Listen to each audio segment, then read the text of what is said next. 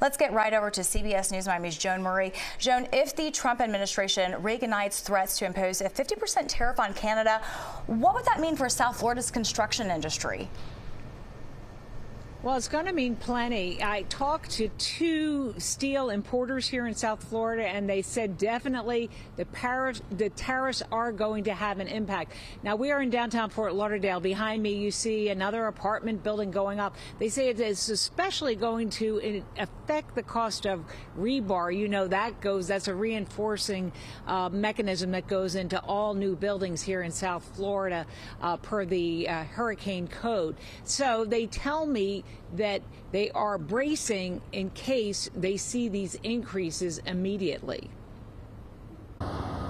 Everywhere you look in South Florida, you see construction. No one is sure how much the cost will go up with tariffs, only that it will.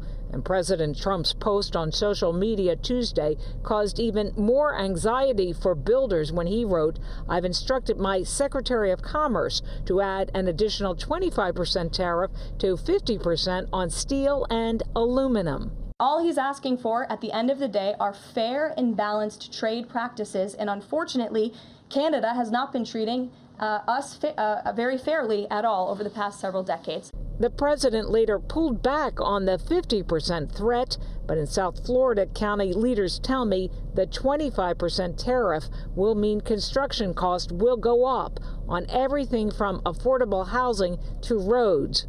Start increasing the price of lumber, you start increasing the price of steel, it's going to push construction cost up, and it's just going to make housing more expensive. And Daniel Kodsey is developing the massive Miami World Center in the heart of downtown Miami, a $6 billion residential, retail, and entertainment complex.